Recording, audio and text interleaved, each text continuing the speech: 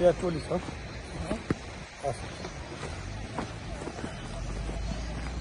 होइन अब अहिलेसम्म फिक्कलकै कुरा छ झापा जाने भिड कार्यक्रम त होइन नि होइन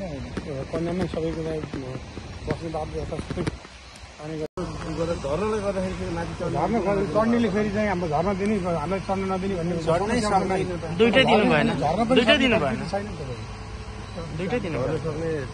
झर्न सक्ने परिस्थिति दुई ठाउँमा छैन। त्यो सानो सानो गाडी कहाँबाट झर्छ चढ्दैन त्यो कार भन्थ्यो त्यो त त्यहाँ भइहाल्छ त्यतिकै मात्र त्यसले माथि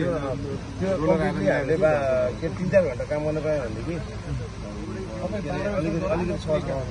टोली थप आउँदैछ हो त्यसलाई चाहिँ दुई साइडमा चाहिँ बस्छ प्रोटेक्सन नै चाहियो हजुर हामीलाई किनभने काम नै दिँदैन प्रोटेक्सन चाहिँ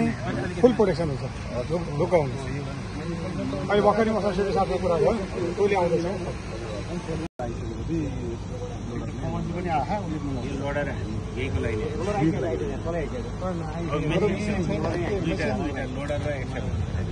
कति आवश्यक हो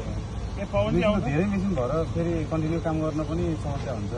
जस्तो अब आज 4वटा टिप्परले मेटेरियल बोक्न पनि समस्या भइरहेको छ कि मेटेरियल मेसिन धेरै हुँदा पनि समस्या छ। अब 1 वे मात्रै बाटो छ उतापट्टि जाने अनि आउन जान अब पास हुन पनि गाह्रो भइरहेको छ फ्यानबेल पुस्यो भनेर चाहिँ जेजेको अपरेटरले भर्खरै 1-2 घन्टा लाग्छ होला मुस्किएको मात्रै भएर भएन भने भोलि झर्नले गर्दाखेरि फेरि माथि झर्न चढ्नेले फेरि चाहिँ हाम्रो झर्न दिने हामीलाई चढ्न नदिने भन्ने दुइटै दिनु भएन दुइटै दिनु भएन छैन दुइटै दिनु भएन झर्न सक्ने परिस्थिति दुई ठाउँमा छैन। त्यो सानो सानो गाडी कहाँबाट झर्छ चढ्दैन त्यो कार भन्थ्यो त्यो त त्यहाँ भइहाल्छ त्यतिकै मात्र त्यसले माथि त्यो हामीले बा के 3-4 घन्टा काम गर्न पायो भनेदेखि